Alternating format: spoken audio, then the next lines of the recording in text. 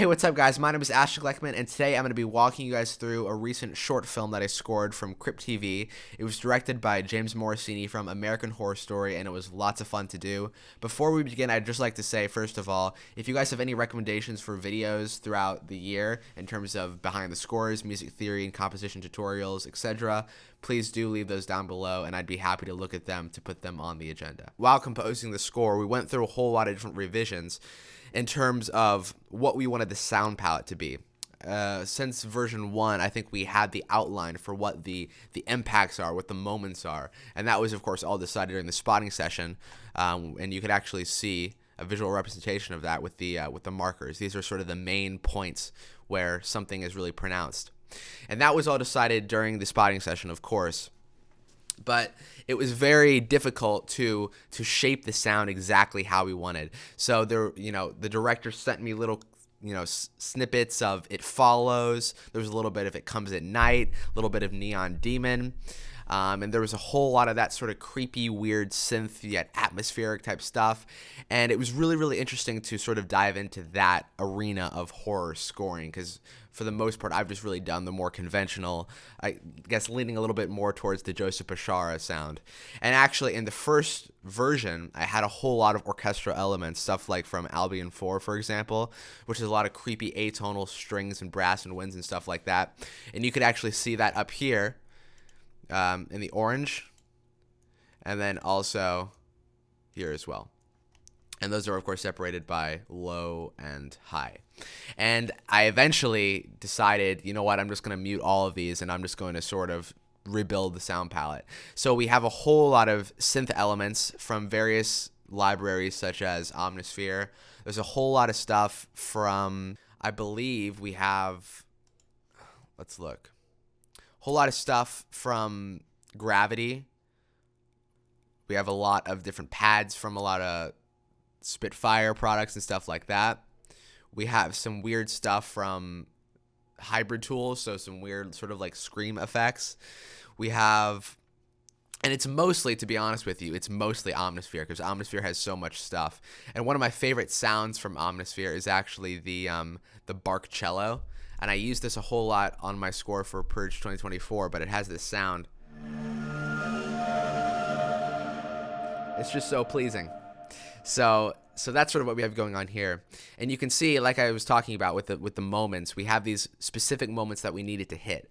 And the main thing that we wanted to discuss with the score is that even though there wasn't always going to be tons of stuff going on, we wanted to keep somewhat of a sonic interest going on throughout the duration of the film. So whether it's really sort of low rumbles that feel like heartbeats, or whether it's sort of weird creepy textures via pads and stuff like that, we wanted to keep stuff interesting when the music was really present. Alrighty, so I went back and I've transferred everything to audio files just so we don't get the effects of a CPU intensive session like this, just so we can go through it fluently without any issues. So here is the track.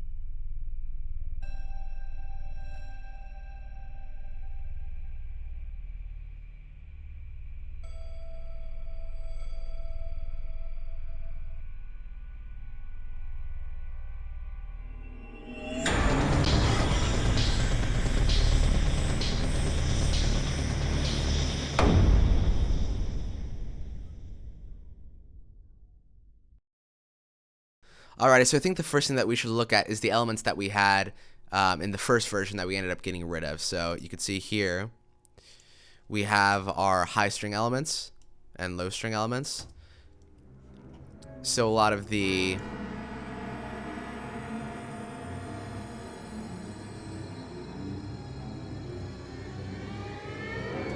So we ended up getting rid of that. We kept the piano, and then we also used an EBow that was played by my good friend Timothy William, which sounds like this. And I just put it across the keyboard in Contact, so you can play it low. And has a really cool tone to it. Throughout the score, we also have some sort of tickly piano stuff as well. So you could hear that here, for example. It's very simple, sort of.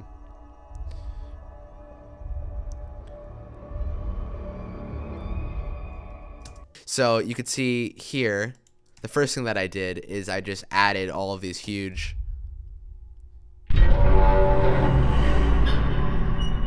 That was pretty much the first thing that I did when I actually started writing the score, just so I had a good idea of where everything needed to be. And especially the most important aspect is how to approach those moments, because what's even more important than the scares themselves is it's approaching the scare, because if you approach the scare incorrectly, you do not get the impact that you would have if you approach it differently. For example, if you just have this huge riser and then hit, you know, they're going to be expecting something, so it's not going to be frightening. But if you have a riser, then a moment of silence, and then the hit, people would not be expecting that, and that's where you get the scary aspects.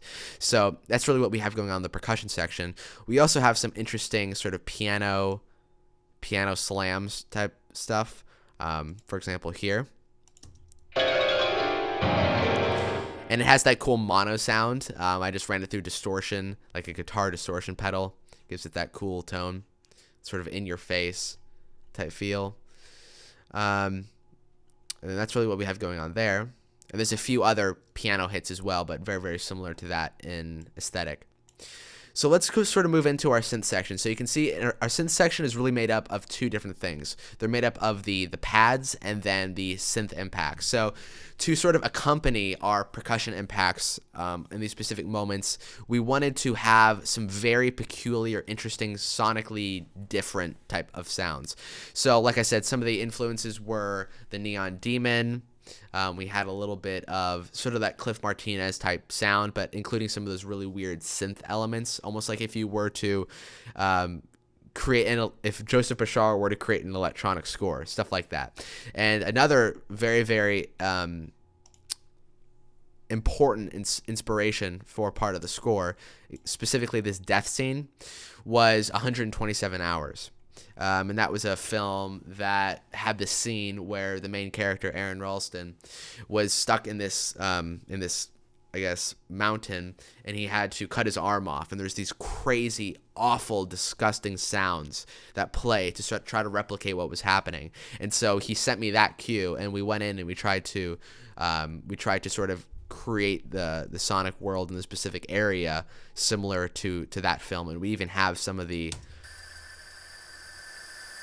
That, for example, is a good idea of what that sounded like. And some of the other sounds that we have in that specific area, Death Distortion. It also sounds like TV distortion, but when you put it into context.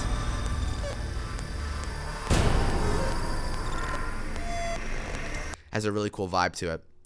Another thing is we have these cool screams from hybrid tools from 8Dio, so lots of cool demented stuff in there. Here's some interesting stuff. So we have crazy squeals. And this is actually a patch from Omnisphere. It's a really, really cool sound. And it's almost like a techno sound as well.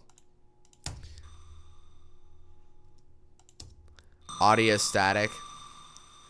So we use this a few times. This is one of the elements that sort of carries through the multiple different scares. Fucked up noise, you know, gotta have that.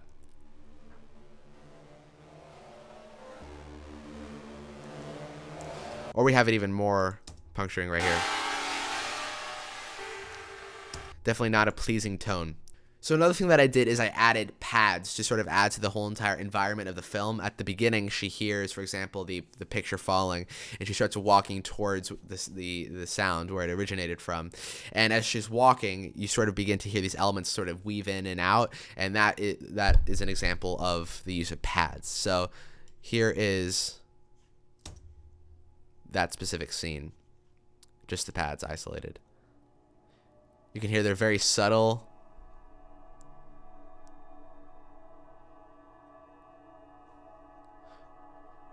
Sort of like that. And another really, really cool element that I used is from Spitfire Albion 4, and it's their Edna engine, which is essentially a synth engine created by Spitfire that they use in multiple libraries. And it's really, really fantastic because it sort of combines synthesis and sort of natural sounds. Like, that's pretty much the sound origin of this is a low string texture. So it has that really, really cool natural yet artificial tone to it, which is really, really fun.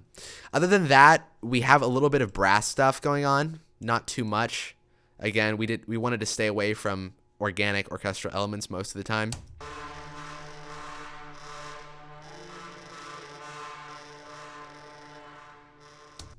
So there's that. So a couple other things. So one of the main scenes in the film is the death scene. So it's when the main character of the film finally succumbs to the villain Roxxy.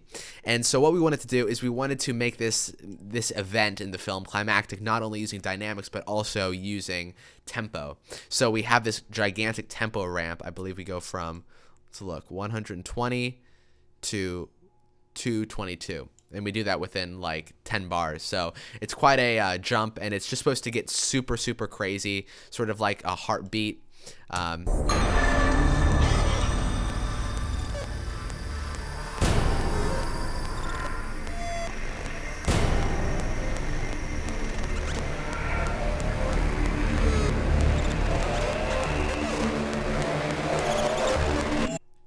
then it dies out there.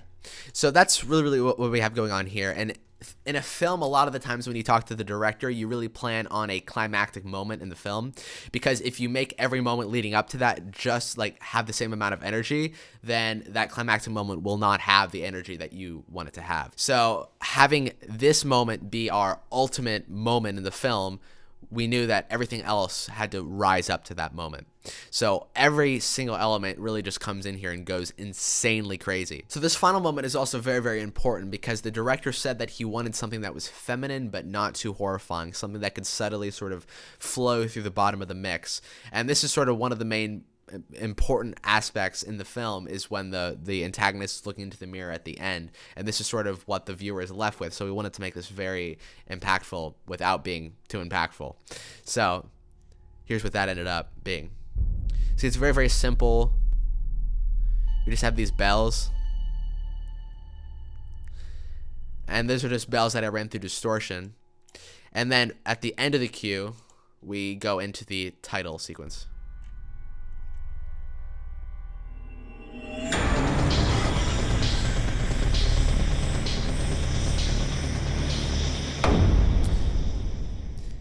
And at the beginning of the film, we have this whole party scene where everyone is like, including the main character in the film, is all just sort of partying.